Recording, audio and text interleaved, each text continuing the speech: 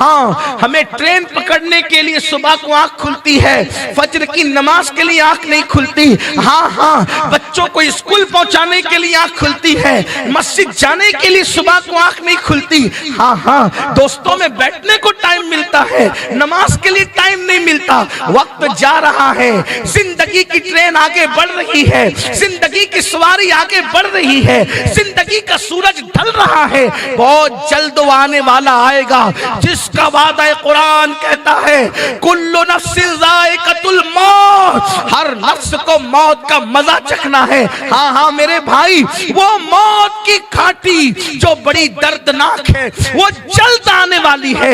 اتنی نادانی نہ کر، رات کی تاریکیوں میں موبائل پر زنا کے مناظر دیکھ کر اپنی آخرت کو تباہ نہ کر میرے بھائی۔ یہ تیری خوبصورت جوانی پر ترس آتا ہے، یہ تیرا خوبصورت سا چہرہ، یہ تیرا حسین سا چہرہ جس کو دیکھ کر پھولوں کی معصومیت یاد آتی ہے، جب یہ تیرے راتوں کے گناہوں کی وجہ سے جہنم کے اندر ڈالا جائے گا، جہنم کی آگ میں تجھے دہکایا جائے گا، ہائے ہائے تیرے جسم کی نزاکت کہ تو سگریٹ کا چٹکا برداشت نہیں کر پاتا، تو تو جہنم کی وہ دہکتے ہوئے شعلے جس سے جہنم بھی پناہ مانگتا ہے۔ اللہ کے حبیب غیب دا نبی صلی اللہ علیہ وآلہ وسلم ارشاد فرماتے ہیں جہنم میں ایک وادی ہے، اس وادی کا نام ویل ہے، ویل، اور آقا فرماتے ہیں ویل نامی وادی کا حال یہ ہے کہ ایسی اس میں جہنم کی آگ ہے کہ جہنم بھی اس سے پناہ مانگتا ہے، جہنم کی آگ اسی سے بھڑکائی جاتی ہے۔ صحابہ نے پوچھا آقا اس ویل میں کون داخل کیا جائے گا؟ آقا فرماتے ہیں جو وقت گزار کر نماز پڑھتا تھا وہ ویل میں داخل کیا جائے گا۔ پڑھتا تھا نہیں پڑھتا تھا ایسا نہیں، پڑھتا تھا مگر وقت گزار کر پڑھتا تھا۔ جو وقت گزار کے قضا کر کے نماز پڑھے، یعنی فجر کا وقت کب تک رہتا ہے؟ سورج نکلنے تک رہتا ہے، سورج نکلنے کے بعد قضا پڑھی ویل ٹھکانہ ہوگا۔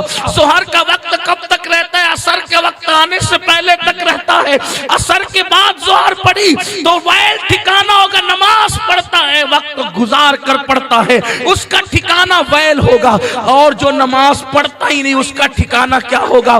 اب ذرا سنیے، آقا کریم صلی اللہ علیہ وآلہ وسلم فرماتے ہیں جو نماز نہیں پڑھتا اس کو فرعون کے ساتھ قیامت کے دن اٹھایا جائے گا، اس کو حامان کے ساتھ اٹھایا جائے گا، اس کو شداد کے ساتھ اٹھایا جائے گا۔ آپ مجھے بتائیے ہندوستان میں رہ کر اگر کوئی کسی کو یہ کہے کہ تجھے کچہریوں میں ہندوستان کے باغیوں کے ساتھ لایا جائے گا، اس پہ کیا گزرے گی؟ جو ہندوستان کے باغیوں کے ساتھ آئے گا وہ سوچے گا نا کہ اب پھانسی کا پھندا تو میرے لیے ہے ہی، کیونکہ بڑے بڑے مجرم معاف کر دیے جائیں گے، لیکن ملک کا باغی، ملک کا غدار معاف نہیں کیا جائے گا۔ اگر ہیلمٹ پہننے نہ پہننے کا جرم کیا معاف کر دیا جائے گا، تھوڑا سا چالان کاٹ کر کے معاف کر دیا جائے گا۔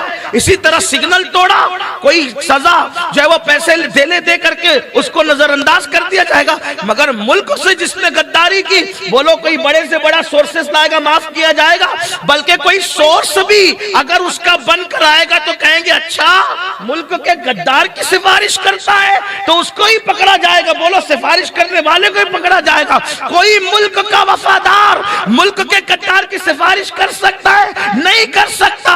یہ اللہ کے غدار ہے، قرآن نے کہا فرعون اللہ کا غدار، حامان اللہ کا غدار، اللہ اکبر شداد اللہ کا غدار، یہ سب لوگ اللہ کے عذاب میں گرفتار ہو کے مرے۔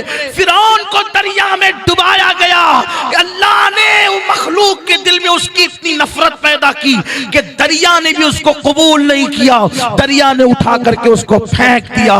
جانوروں نے، کتوں نے بھی اس کو نہیں کھایا، جانوروں نے بھی اس سے نفرت کی، کتوں نے بھی نہیں کھایا، زمین نے بھی اس کو جگہ نہیں دی۔ آج وہ عبرت کی دعوت دے رہا ہے اور وہ ایک میوزیم میں پڑا ہوا ہے، ننگا پڑا ہوا ہے اور عبرت کی دعوت دے رہا ہے۔ خدا وہ رسول سے بغاوت کا انجام کیا ہے؟ لیکن بے نمازی کس کے ساتھ اٹھیں گے؟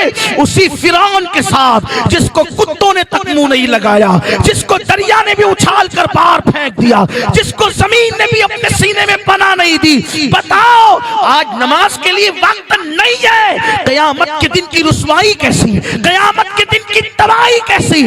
آج فجر میں اگر 20 منٹ زیادہ سو لوگے تو کون سا تمہارا فائدہ ہو جائے گا, اور اگر 20 منٹ پہلے صبح کو اٹھ جاؤ گے تو تمہارا کون سا نقصان ہوگا. واللہ فجر کی 20 منٹ کی نیند چھوڑو گے کوئی نقصان نہیں, فائدہ ہی فائدہ ہوگا. کیونکہ میرے نبی نے فرمایا جو نماز پڑھتا ہے اللہ اس کے چہرے کو منور کرتا ہے, جو فجر کی نماز میں اٹھتا ہے اللہ اسے دولت سے مالا مال فرماتا ہے, جو مسجد کی طرف فجر میں پیدل چل کے جاتا ہے قیامت کے دن اللہ اس کو عرش کا سایہ عطا فرمائے گا. فجر میں اٹھنے کا فائدہ ہی ہے, فجر میں اٹھنے کا فائدہ ہی ہے. آج آپ دیکھو کسی بھی ڈاکٹر کے پاس جاؤ, کوئی موٹا ہو, کوئی شوگر کا پیشنٹ ہو, کوئی بلڈ پریشر کا پیشنٹ ہو, کوئی پیشنٹ ہو, ہارٹ کا پیشنٹ ہو, ڈاکٹر کیا کہتا ہے, صبح پیدل چلو. ڈاکٹر کہتا ہے تو سب صبح پیدل چل رہے ہیں. ڈاکٹر لوگوں نے آج کہنا شروع کیا صبح پیدل چلو. میرے نبی نے 1450 سال پہلے کہا فجر کی نماز میں پیدل مسجد جاؤ. حضور چلا رہے, ہر نماز میں اونٹ پر آؤ, گھوڑے پر آؤ, کھچر پر آؤ. صحابہ کو کچھ نہیں کہا, لیکن فجر میں کہا پیدل مسجد آؤ, فجر میں کہا پیدل مسجد آؤ.